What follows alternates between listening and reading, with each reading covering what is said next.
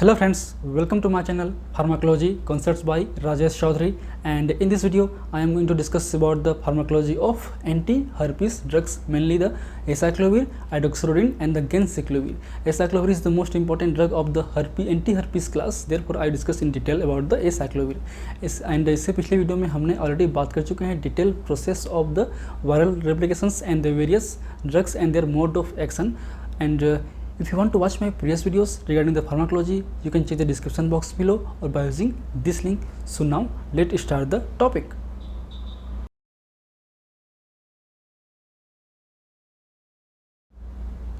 So anti-herpes drug means ऐसे drug जिनका use हम हर्पिस इन्फेक्शन के अगेंस्ट में करते हैं, तो उनको हम एंटी हर्पिस ड्रग्स बोल सकते हैं, जिसमें आते हैं आपके एसाइक्लोविर, आइडोक्सोरोडिन, ट्राइफ्लोरिडीन, उसके अलावा आपका वेलसाइक्लोविर है, आपके फेंसाइक्लोविर हैं, गेंसाइक्लोविर हैं, वेलगेंसाइक्लोविर हैं, सिडोफोविर है, आपके फोस्कार्नेट हैं. तो बात करें हम लोग हर्पिस सिम्प्लेक्स इन्फेक्शन की या हर्पिस वायरस इन्फेक्शन की, तो हर्पिस वायरस इन्फेक्शन में जो बहुत सारे टाइप्स होते हैं, जैसे कि आपका हर्पिस सिम्प्लेक्स वायरस हैं जिसमें HSV1, HSV2 हैं. HSV1 बेसिकली आपके ओरल, आपके ओक्यूलर और आपके फेशियल में इन्फेक्ट करते हैं. जो HSV2 हैं वो बेसिकली आपके जेनिटल हर्पिस इन्फेक्शंस होते हैं जो कि जेनिटल ऑर्गन पे इफेक्ट करते हैं. उसके अलावा आपका वर्सिला जोस्टर वायरस हैं, VZV है. उसके अलावा आपका इप्स्टेन बार वायरस है, EBV है. उसके अलावा आपका साइटोमेगालो वायरस हैं जो कि CMV हैं शॉर्ट फॉर्म में. तो उनके जो इन्फेक्शन है उनको रोकने के लिए हम ड्रग्स यूज़ करते हैं, उनको हम बोलते हैं एंटी हर्पिस ड्रग्स. जो मेन इंपॉर्टेंट ड्रग हैं वो है आपके एसाइक्लोविर, उसके अलावा है आपका आइडोक्सोरोडिन और गेंसाइक्लोविर, जो कि आपके एग्जाम पर्पज़ के लिए बहुत ही इंपॉर्टेंट हैं. इनसे ही क्वेश्चंस आते हैं. तो हम बात करते हैं पहले एसाइक्लोविर की फार्माकोलॉजी के बारे में. First we to discuss about the detail pharmacology of acyclovir. तो बात करें हम एसाइक्लोविर की फार्माकोलॉजी से पहले, जितने भी आपके एंटी हर्पिस ड्रग्स हैं वो मेनली आपके DNA पे ही काम करते हैं, DNA सिंथेसिस को ही इनहिबिट करते हैं, केवल फोस्कार्नेट को छोड़ के. फोस्कार्नेट का जो मोड ऑफ एक्शन है वो क्या आपका वायरल RNA पॉलीमरेज इनहिबिटर. बाकी जितने हैं उनका DNA पे काम करते हैं. तो कहीं ना कहीं ये जो ड्रग्स हैं ये आपके एंटी मेटाबोलाइट्स ड्रग भी बोल सकते हैं, क्योंकि ये कहीं ना कहीं आपके जो मेटाबॉलिक पाथवे हैं आपके DNA सिंथेसिस का उसको इनहिबिट करते हैं. ये जितने भी ड्रग्स हैं वो कहीं ना कहीं आपके जो पेरिन और pyridine एनालॉग हैं वही एनालॉग हैं. तो बात करें हम लोग एसाइक्लोविर की, तो basically acyclovir is the deoxyguanosine derivative और एनालॉग. तो अल्टीमेटली ग्वानोसिन डेरिवेटिव है. एंड बात करें हम इसके मोड ऑफ एक्शन की, तो जितने भी आपके ड्रग हैं मेनली आपके ट्राइफॉस्फेट फॉर्म में ही एक्टिवेट रहते हैं, वो उनका एक्टिव मेटाबोलाइट है. चाहे बात करें हम लोग एसाइक्लोविर ट्राइफॉस्फेट की, या फिर गेंसाइक्लोविर ट्राइफॉस्फेट की, या फिर आइडोक्सोरोडिन ट्राइफॉस्फेट की, या जाइडोडिन ट्राइफॉस्फेट की. जितने भी आपके एंटीवायरल ड्रग हैं, जो मेन ड्रग हैं, वो जो ट्राइफॉस्फेट में ही एक्टिव रहते हैं. तो कहीं ना कहीं ये आपके जो हमारी बॉडी के अंदर में जो एंजाइम्स हैं या ओरल एंजाइम्स हैं उनके थ्रू ये कन्वर्ट्स होंगे.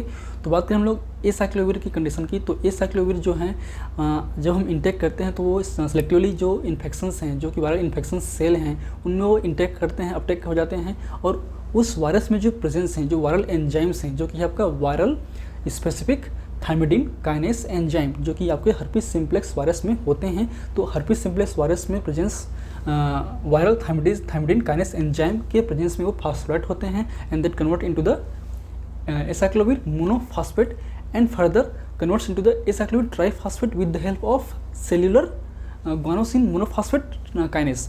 तो जब ये एसाइक्लोविर मोनोफॉस्फेट में कन्वर्ट हो जाते हैं, उसके बाद जो हमारे सेल्स हैं, जो होस्ट सेल्स के एंजाइम्स हैं, खासकर काइनेस एंजाइम जो हैं आपके ग्वानोसिन मोनोफॉस्फेट काइनेस एंजाइम के प्रेजेंस में, वो फिर आपके एसाइक्लोविर ट्राइफॉस्फेट में कन्वर्ट होते हैं. तो acyclovir triphosphate is the active metabolite of the acyclovir. Okay, अब ये फिर जो एसाइक्लोविर ट्राइफॉस्फेट है ये further inhibit the DNA synthesis by the inhibition of herpes viral DNA polymerase enzyme competitive. तो ये कम्पिटिटिव आपके इसको ब्लॉक करता है, इसकी सिंथेसिस को इनहिबिट करता है. इसके अलावा it incorporated with the DNA viral DNA and stop the lengthening of the viral DNA strands and terminated DNA inhibit the DNA polymerase irreversibly. तो ये इस तरीके से जो हैं आपके DNA के जो लेंथनिंग है स्ट्रैंड्स की उसको भी ब्लॉक करता है. जो DNA टर्मिनेट होते हैं वो अल्टीमेटली DNA पॉलीमरेज को रिवर्सली इनहिबिट भी कर देते हैं. तो इन पाथवे के थ्रू आपका जो एसाइक्लोविर है, एसाइक्लोविर ट्राइफॉस्फेट है, वो आपके वायरल DNA को इनहिबिट करता है, ग्रोथ को इनहिबिट करता है. तो बेसिक क्या है आपका inhibit the DNA polymerase enzyme. तो अल्टीमेटली हम बात कर रहे हैं एसाइक्लोविर की। तो एसाइक्लोविर जो सिलेक्टिवली आपके वायरल इन्फेक्शंस, जो हर्पिस सिम्प्लेक्स इन्फेक्शंस या हर्पिस इन्फेक्शन सेल्स हैं, उनमें ही सिलेक्टिवली अपटेक होते हैं, और जिनकी जो एफिनिटी है वो इस एंजाइम के लिए होती है, वायरल थायमिडिन काइनेस एंजाइम के लिए होती है, हमारे होस्ट सेल्स के लिए नहीं होती हैं।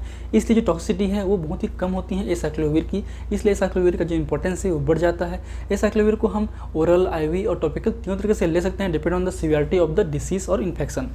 तो इसलिए जो है acyclovir selectively taken up by the infection cells और infected cells, and thus it has lower toxic effect for the host cells, and therefore the chemotherapeutic index is several hundreds folds.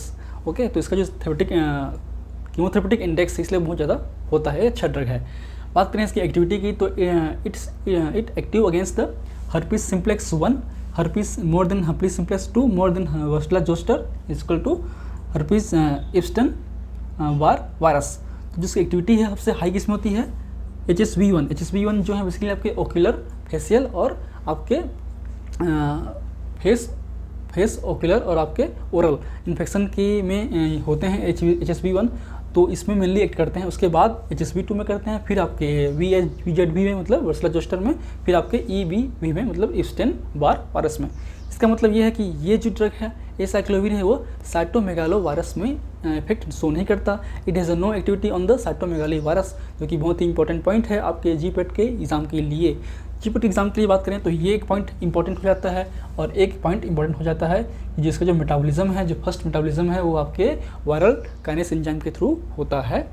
और बात करें इसके रेजिस्टेंस की, तो कुछ जो bacterias हैं, कुछ जो वायरसेस हैं, वो इन्फेक्टेड वायरसेस हैं, वो रजिस्ट हो चुके हैं, हो रहे हैं। लॉन्ग टर्म थेरेपी यूज़ करेंगे तो वो हैं आपके HSV और VZV। अल्टीमेटली जो म्यूटेशन का कारण है, जो रेजिस्टेंस का कारण है वो है आपका mutation on the this viral enzyme. तो ये वायरल एंजाइम म्यूटेंट होने के कारण जो एफिनिटी है एसाइक्लोविर के लिए वो कम हो जाती है, इसलिए जो है वो उस पर काम नहीं कर पाता, मतलब अनरिस्पॉन्सिवनेस हो जाता है उस वायरस के लिए जिसमें ये जो एंजाइम है, वायरल एंजाइम है, वो म्यूटेंट हो चुके हैं। Means due to the mutation on the viral thymidine kinase enzyme and decrease the affinity of the for the acyclovir, this virus are the resistance to the acyclovir. And now come to the pharmacokinetic profile, and it has a low bioavailability, मतलब इसका जो oral absorption है वो बहुत ही कम होता है। Approximately 20% drug ही ये absorb हो पाते हैं हमारे ओरल रूट से। and it has widely distributed in the body and easily cross the blood-brain barrier, and 50% concentration is attained in the CSF. तो ये CSF में भी इजी पहुंच जाता है, ब्लड ब्रेन बैरियर को भी क्रॉस करता है इजीली। इसके अलावा जो प्राइमरी एक्सक्रीशन रूट है वो आपकी यूरिन से ही होता है by the glomerular filtration and tubular secretion, means primarily excreted through the urine by the glomerular filtration and tubular secretion in unchanged form, and it has a maximum 2 to 3 hour of T half. तो ये कुछ उसके basic kinetic profile हैं। बात करें इसके हम कुछ और पॉइंट की, तो basically dose should be reduce in the renal impairment patient, क्योंकि जहर से बात है इनका जो मेन एक्सक्रीशन है वो किससे होगा, आपके ग्लोमेरुलर फिल्ट्रेशन से हैं, ट्यूबुलर सिक्रेशन से हैं। तो अगर किसी पेशेंट में रीनल इम्पेयरमेंट होगा या एक्यूट रीनल फेलियर कंडीशन होगा जिसमें यूरिन आउटपुट कम हो रहे हैं, तो उस पेशेंट में जो ड्रग कंसंट्रेशन जो है रिक्वायरमेंट कम होगी, मतलब डोज को भी कम करना पड़ेगा। And the topical application has negligible systemic absorption और इफेक्ट। अगर हम टॉपिकल रूट से यूज़ करते हैं, उसको क्रीम वगैरह लोशन वगैरह हम यूज़ करते हैं, तो इसका जो सिस्टमिक एब्जॉर्प्शन है बहुत ही कम होता है। लेकिन बात करें हम लोग ओक्यूलर के लिए, तो it has a well penetrated in the cornea, तो ये ओक्यूलर के लिए बेहतर होता है, ईजिली कॉर्निया में पेनिट्रेट कर जाता है, इसलिए हम इसको ओक्यूलर इन्फेक्शन में भी यूज़ करते हैं आपके ऑर्नामेंट के रूप में। And basic use are the genital herpes means HSV2 infection, primary and recurrent disease, दोनों में ये प्राइमरी डिसीज़ में भी और रिकरेंट डिसीज़ में भी हम यूज़ करते हैं आपके जेनिटल हर्पिस के केस में, जिसके बारे में हमने बात किया था sexually transmitted disease and their drugs के बारे में उस सारे क्लास में। इसके अलावा आपका it is also used in the mucocutaneous HSV1 infection in the lips and gums. जो आपके म्यूकोक्यूटेनियस इन्फेक्शंस होते हैं HSV1 का, वो आपके लिप्स में गम्स में होते हैं, उनमें भी हम क्रीम लगा के ठीक कर सकते हैं टॉपिकल रूट से। उसके अलावा हम HSV1 इंसेफेलाइटिस, HSV1 केराटिस में भी करते हैं, उसके बाद चिकन पॉक्स में भी करते हैं, और वर्सला जोस्टर इन्फेक्शन में भी करते हैं। So these are the basic uses of the acyclovir. Now come to the basic ADR।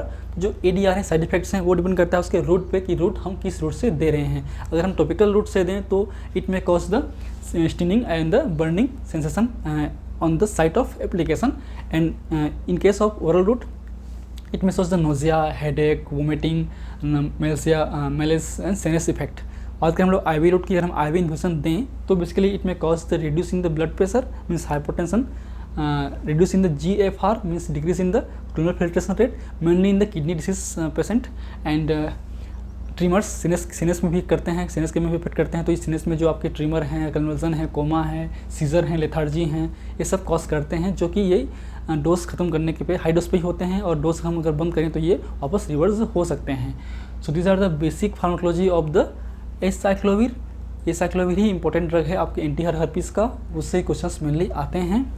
बात करें हम लोग नेक्स्ट ड्रग की, वो है आपका आइडोक्सोरोडिन। आइडोक्सोरोडिन का यूज़ बहुत ही कम होता है, लिमिटेड होता है, उसको केवल हम कंजक्टिवा इन्फेक्शन के लिए ही करते हैं, जो हम बात करेंगे। तो इसकी ये बेसिकली जो डेरिवेटिव है वो है आपका 5-आइडो-2-डीऑक्सी-यूरिडीन। अल्टीमेटली ये यूरिडीन एनालॉग हैं, and it is act as a thymidine antagonist. तो ये थायमिडिन एनालॉग भी हैं, तो थायमिडिन के एंटागोनिस्ट की तरह काम करते हैं। मीन्स इसका जो मैकेनिज्म ऑफ एक्शन है वो भी सिमिलर होगा। ये आपके आइडोक्सोरोडिन से सेलुलर काइनेस, यहाँ पे वायरल काइनेस एंजाइम के थ्रू नहीं, यहाँ पे जो आपके होस्ट सेल्स में जो काइनेस एंजाइम्स होते हैं उस एंजाइम्स के प्रेजेंस में ये आइडोक्सोरोडिन ट्राइफॉस्फेट कन्वर्ट होते हैं, जो कि आपका थायमिडिन काइनेस के थ्रू बनते हैं आइडोक्सोरोडिन ट्राइफॉस्फेट। ये ट्राइफॉस्फेट फर्दर एक्टिव होते हैं और ये फर्दर आपके compete with the thymidine and produce faulty DNA and decrease DNA synthesis।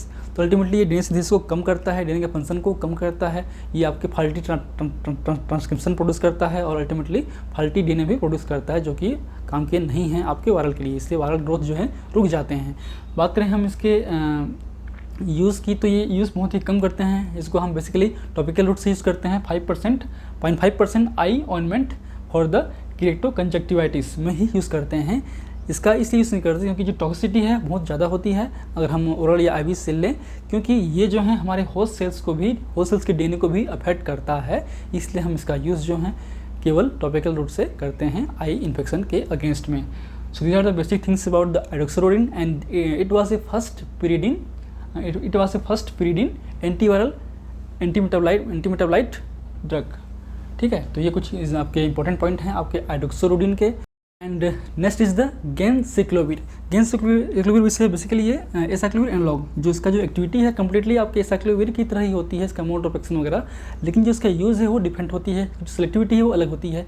जो बाकी जो एसाइक्लोविर क्लास के एसाइक्लोविर ड्रग हैं, खासकर आपके जो ऊपर के ड्रग हैं, आइडोक्सोरोडिन हैं, आपके एसाइक्लोविर हैं, वेल एसाइक्लोविर है, फेंसिक्लोविर है, उनका यूज़ जो है हम साइटोमेगालोवायरस के में नहीं करते हैं।